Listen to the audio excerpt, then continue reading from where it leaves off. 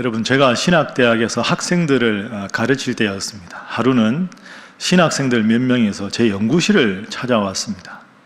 신학생답게 성경 구절을 가지고 자기들끼리 열심히 열띤 토론을 하다가 깔끔한 결론이 안 나와서 제 연구실을 찾아오게 된 것이죠. 그 중에서 당돌하게 신학과 3학년 학생 하나가 저한테 이렇게 질문을 합니다. 교수님도 가족이 있으시죠? 그럼 있지. 너희들만 아는 아들이야. 둘이나 있다. 교수님, 그러면 가족들하고 살아가시면서 앞으로 얘들이 어떻게 될까? 앞으로 내 인생은 어떻게 될까? 뭘 먹고 뭘 입고 살까? 이런 걱정하시죠? 그럼 걱정하지. 어떻게 살면서 그런 걱정이 없을 수가 있냐? 저희들 보기에는 그런 걱정 제일 안 하실 것 같은 분이 교수님이라 저를 찾아왔다는 겁니다. 제가 이걸 뭐 좋게 봐야 될지 모르겠는데 그냥 웃으면서 그래, 질문이 뭐냐 물었습니다. 교수님 방금 말씀하셨잖아요.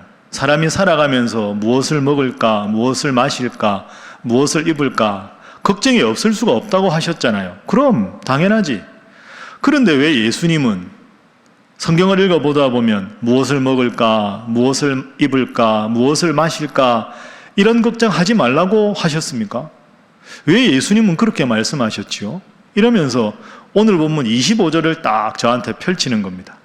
여러분, 오늘 25절 말씀이 바로 그렇지요.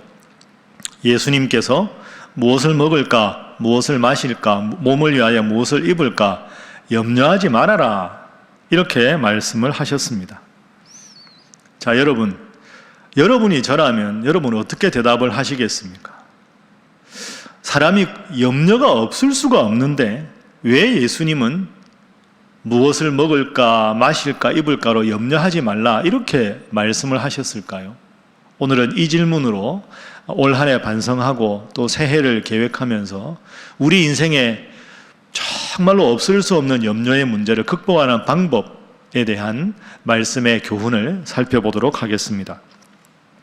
자, 여러분, 맨 먼저 생각할 점은 우리가 하고 있는 염려는 그 정체를 가만히 살펴보면 누리는 게 참 많아서 염려가 찾아온다 하는 겁니다. 그렇습니다. 우리가 염려하는 것의 대부분은 누리는 것이 많아서 찾아오는 경우가 거의 다이라고 할 수 있습니다. 본문의 말씀대로 하면 무엇을 먹을까, 무엇을 마실까, 무엇을 입을까에 대한 그런 염려가 참 많습니다. 그런데 여러분, 본문을 다시 한번 정확하게 읽어보십시오.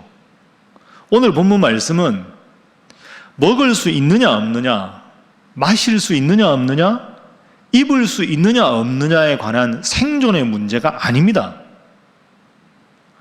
먹을 수 있느냐 없느냐는 생존에 관한 문제인데 오늘 예수님이 예를 드신 것은 무엇을 먹을까, 무엇을 마실까, 무엇을 입을까, 이 말씀은 먹을 것이 많은데 그 중에서 무엇을 선택할까, 입을 것이 많은데 그 중에 무엇을 입을까 하는 선택의 문제입니다. 생존의 문제와 선택의 문제는 차원이 다른 문제지요. 그런데 여러분 한번 가만히 생각해 보십시오. 우리가 참 살기 좋은 시대에 살고 있습니다. 우리는 많은 것을 이미 먹고 마시고 입고 있습니다. 그것 중에서 선택에 관한 것으로 우리가 주로 염려하지 먹을 것 자체가 없거나 입을 것 자체가 없는 생존의 문제를 우리는 염려하는 경우가 거의 없습니다. 물론 저는 이 코로나 상황에서 힘들게 어렵게 살아가는 분들에 대해서 가볍게 여기고자 하는 마음은 추호도 없습니다. 그러나 지금 이 예배를 드리는 여러분들은 어떤 문제로 염려하십니까? 생존의 문제입니까? 선택의 문제입니까? 여러분의 과거를 한번 생각해 보십시오. 과거는 생활 패턴이 참 단순하고 단조로웠습니다. 그래서 선택할 것이 별로 없었습니다. 그저 대부분이 자기가 사는 마을에서 태어나서 특별한 일 없으면 그냥 죽을 때까지 그 마을에 삽니다. 한 마을에 살고 학교를 가도 다 마을 친구들하고 내내 같은 학교를 다닙니다. 친구들도 다 그 동네 아이들입니다. 그렇죠? 노는 아이들도 다 그 아이들입니다. 하는 직업은 대대로 우리나라는 농사를 지어왔으니까 할아버지, 아버지 짓던 그 전답을 받아서 그냥 거기서 계속 농사 짓는 겁니다. 심지어는 결혼할 때도 그냥 그 마을이나 좀 가까운 마을에 그냥 연령대가 비슷한 분들끼리 그냥 중매해서 결혼하는 경우가 대부분이었습니다. 그러니까 과거의 우리의 삶은 선택지가 별로 없는 아주 단순한 그런 삶이었죠. 그런데 요즘에는 어떻습니까? 선택의 폭이 너무 넓었습니다.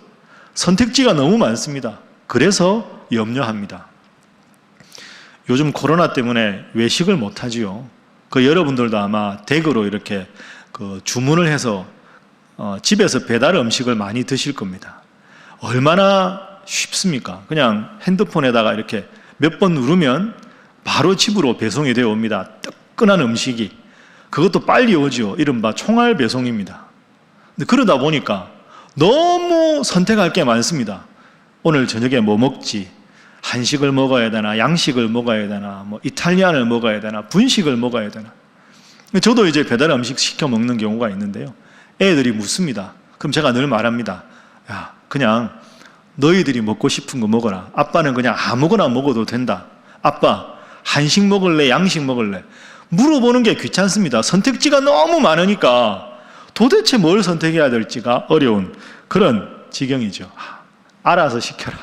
아빠는 아무거나 먹어도 좋다. 이렇게 말합니다. 그래서 너무 선택지가 넓으니까 요즘에는 이른바 결정장애 이런 단어가 등장했습니다. 결정을 하기가 너무너무 주저한다. 결정에 장애가 있다.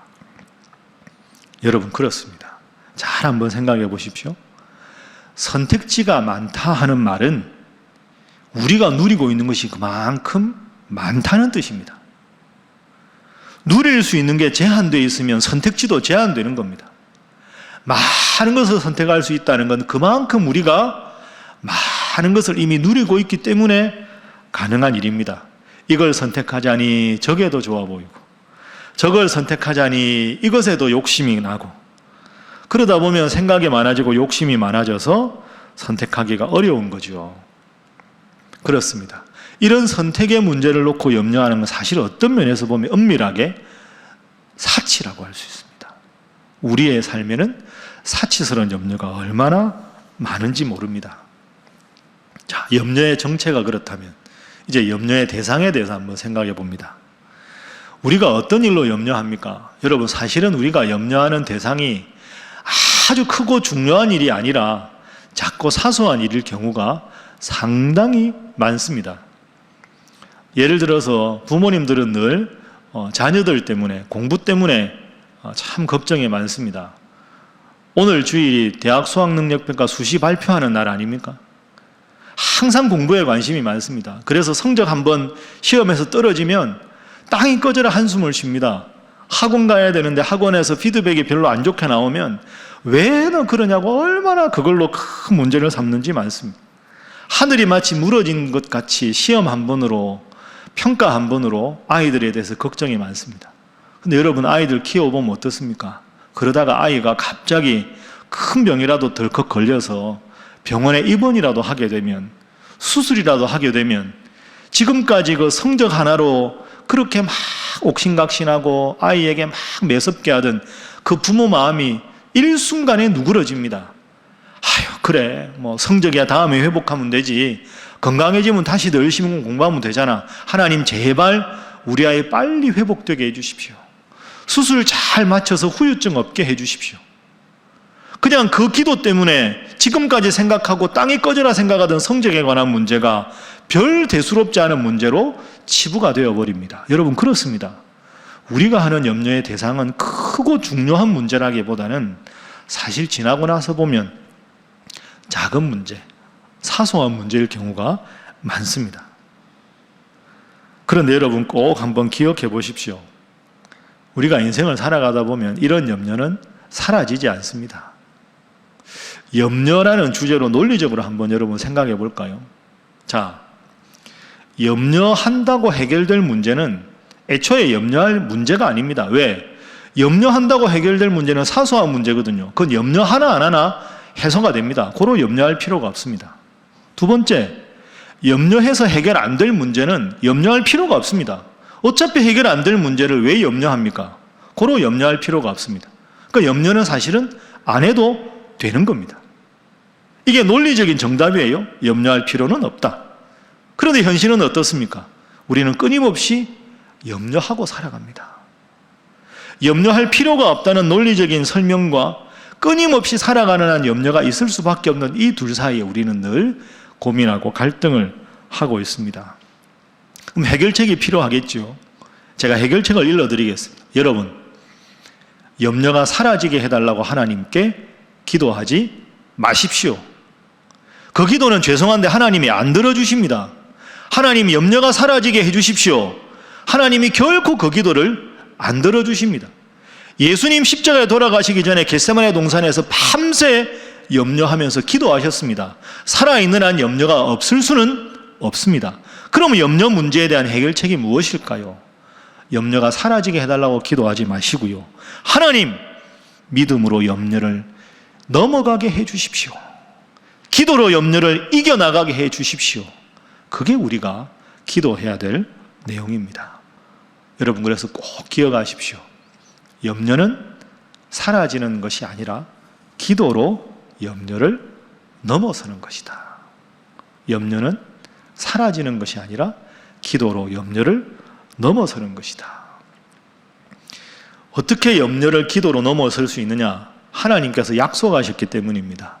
하나님께서 빌립보서 4장 6절 7절 말씀에 이미 우리에게 약속하셨습니다. 아무것도 염려하지 말고 다만 모든 일에 무엇으로? 기도와 간구로 너희 구할 것을 감사함으로 하나님께 아뢰라. 그리하면 모든 지각에 뛰어난 하나님의 평강이 그리스도 예수 안에서 너희 마음과 생각을 지키시리라.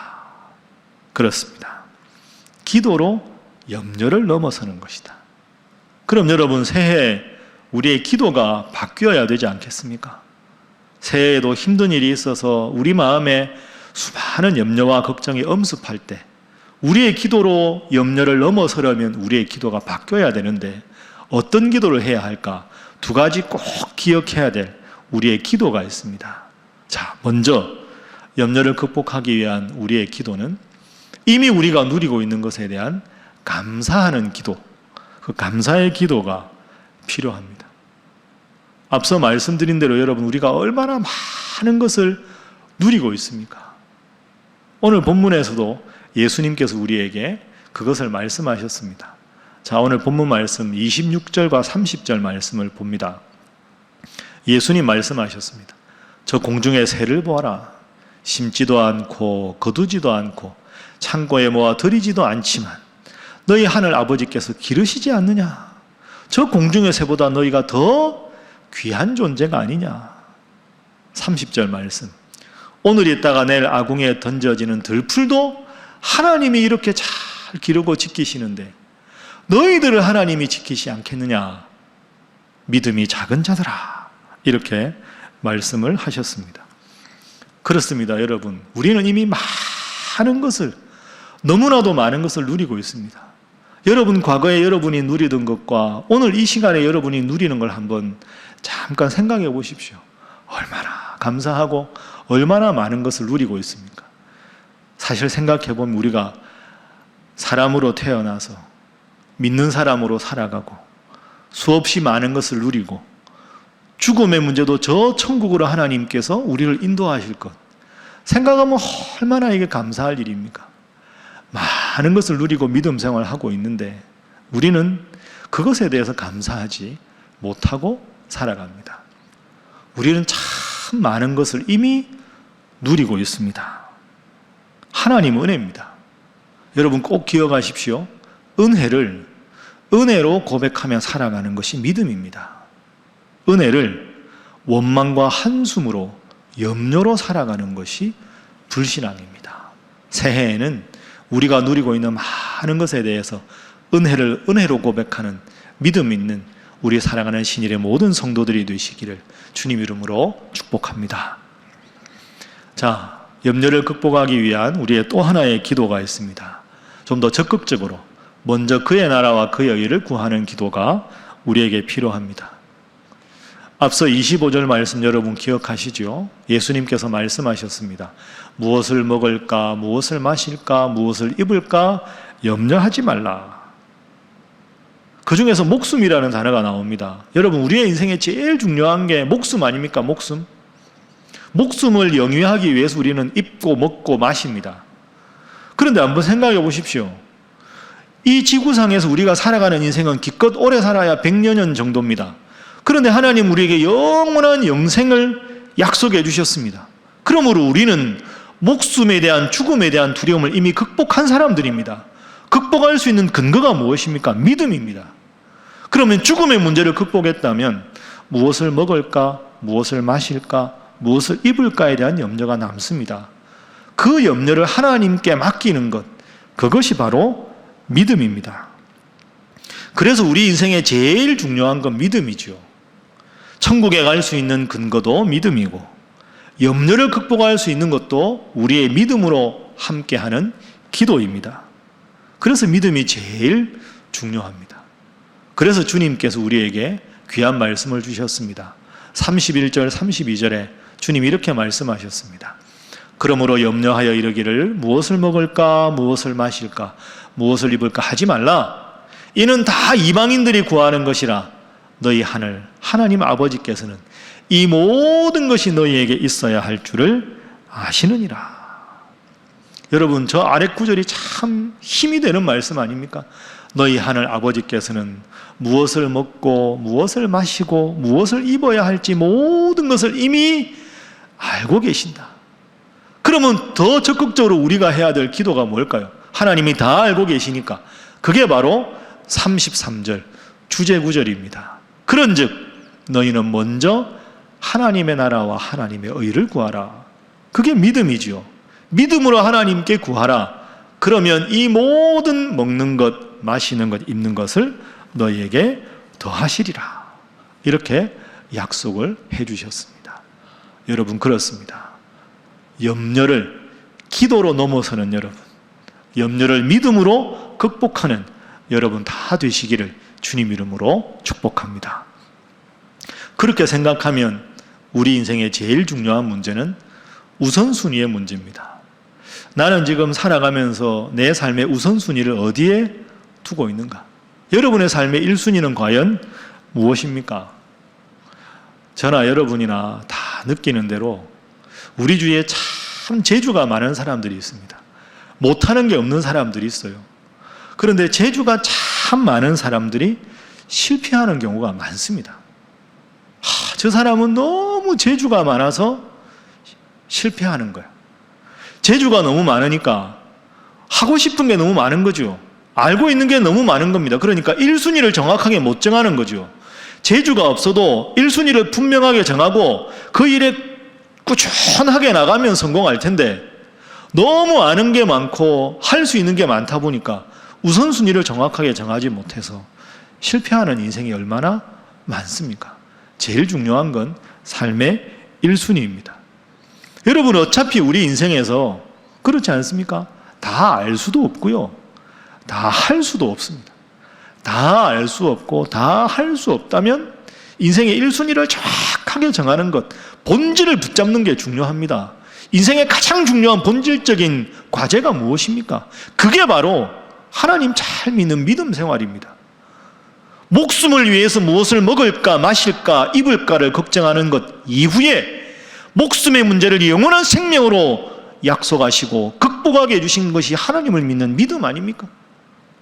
무엇을 먹고 마시고 입을까의 모든 문제를 너희 하늘 아버지께서 다 알고 계신다 말씀하셨으니 그 하나님께 모든 것을 맡기는 게 믿음입니다. 그러므로 우리 인생의 가장 중요한 1순위는 하나님을 믿는 믿음이 되어야 합니다. 여러분, 새해 어떤 계획을 지금 세우고 계십니까? 이런저런 염려가 많으시죠? 아이고, 코로나가 또 어떻게 될래나 여러 가지 불안한 것도 사실입니다. 그런데 여러분 꼭 기억하십시오. 기도하십시오. 염려와 걱정을 기도로 넘으십시오. 기도가 염려의 해결책입니다. 일주일의 시작은 주일입니다.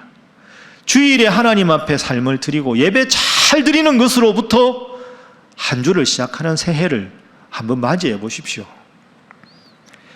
재물도 하나님의 것입니다. 하나님의 것을 먼저 구별해서 하나님 앞에 즐겁게 드리는 일부터 시작해 보십시오. 그리고 일상은 그 나머지로 하나님 앞에서 기쁘고 즐겁게 최선을 다해서 한번 살아가 보십시오. 세상 일에 대한 걱정과 근심을 1순위에 놓지 마십시오. 염려를 기도로 극복하는 거지요. 염려가 여러분의 마음에 찾아올 때마다 하나님, 기도합니다. 제 마음, 제 형편 하나님 다 아시니 기도로 염려를 극복하기를 원합니다. 주님, 저와 함께 해주십시오. 그렇게 기도해 보십시오. 하나님이 여러분과 함께 하실 겁니다. 올 한 해 돌아보면 여러분 어떻습니까? 무엇을 회고하십니까? 무엇을 잃으셨습니까? 난 참 잃은 게 많다. 손해본 게 많다. 손에 쥔 게 없다. 이런 생각 드십니까? 기억하십시오. 행복은 존재에 있는 것이지 소유에 있는 것이 아닙니다. 우리가 이런 소유가 좀 많아졌다 하더라도 우리는 여전히 하나님의 사랑받는 하나님의 자녀입니다. 존재의 문제는 전혀 변하지 않았습니다. 줄어든 것은 우리의 소유입니다. 안타까운 일입니다. 그러나 여러분, 그러면 행복이 존재의 문제가 있는데 소유의 문제에 따라서 행복의 문제를 결정하시겠습니까? 그러면 힘들어지고 어려워질 때마다 하나님을 향해서 원망하시겠습니까? 그건 하나님 앞에 성숙한 신앙이 아니지 않겠습니까? 인생은 여러분 백길입니다. 인생은 직선으로 쭉쭉 뻗은 도로가 아닙니다. 내가 가고 싶은 방향이 이쪽인데 하나님이 내 인생을 빙그레 돌려서 백길이 북쪽을 향하기도 하고요, 저 남쪽을 향하기도 하고 엉뚱한 방향으로 가기도 합니다. 그러나 백길 따라 배에 묵묵히 타다 보면 백길은 돌아서 결국 내가 원하는 목적지로 가는 거죠. 인생은 백길이다. 내 인생이 내 원하는 방향대로 가지 않아도 그래도 하나님은 이 순간에도 나를 인도하신다. 그렇게 믿고 나아가는 게 그게 우리 인생에서 믿음 생활을 바르게 하는 우리 성도의 삶의 태도가 아니겠습니까? 말씀을 정리하겠습니다. 사랑하는 우리 신일의 성도 여러분, 정말로 사랑하는 우리 신일교회 성도 여러분, 여러분 한 해 참 수고하셨습니다. 정말로 수고하셨습니다. 오늘까지 이렇게 살아내시더라 수고 많으셨습니다. 염려를 기도로 믿음으로 극복하면 하나님 여러분의 새해 큰 복을 주실 것입니다. 정말로 큰 복을 주실 것입니다. 그래서 제가 설교 마치면서 여러분이 새해 맞이하면서 꼭 여러분이 명심하고 살아가실 말씀 세 구절 일러드리겠습니다. 꼭 기억하시기 바랍니다. 로마서 8장 28절, 우리가 알거니와 하나님을 사랑하는 자 곧 그 뜻대로 부르심을 입은 자들에게는 모든 것이 합력하여 선을 이루느니라. 앞서 읽은 빌립보서 말씀, 아무것도 염려하지 말고 다만 모든 일에 무엇으로? 기도와 간구로 너희 구할 것을 감사함으로 하나님께 아뢰라. 그리하면 모든 지각에 뛰어난 하나님의 평강이 그리스도 예수 안에서 너희 마음과 생각을 지키시리라. 오늘 본문 6장 33절 말씀, 그런즉 너희는 먼저 그의 나라와 그의 일을 구하라. 그리하면 하나님 앞에 믿음으로 구하면 구하지 않은 먹는 것, 마시는 것, 입는 것 다 너희에게 더해 주시리라. 하나님께서 약속해 주셨습니다. 사랑하는 여러분, 힘을 내십시오. 하나님이 여러분과 함께 하십니다. 신일교회 성도 여러분, 1년간 너무너무 수고하셨습니다. 하나님이 여러분을 사랑합니다. 저도 여러분을 사랑합니다. 연말 잘 마무리하시고 새해에는 내 마음속에 염려가 찾아올 때마다 믿음으로 기도하셔서 정말 하나님 주실 큰 은혜와 복을 만끽하시는 우리 사랑하는 모든 성도들이 되시기를 주님 이름으로 축복합니다.